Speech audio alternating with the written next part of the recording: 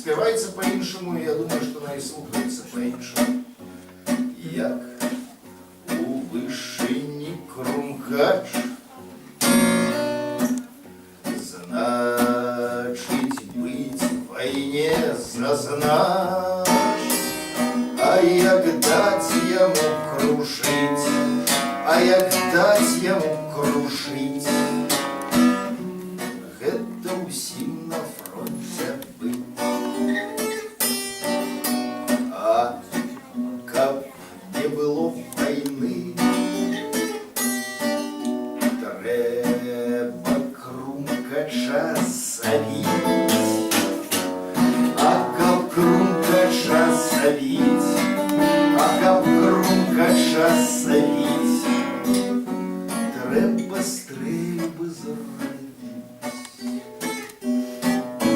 А як станем зараджаць, усім захочацца страляць, а кулі перашкод няма, кулі перашкод няма, знойдзе дзюрачку сама. Ёй нічыяныя боль,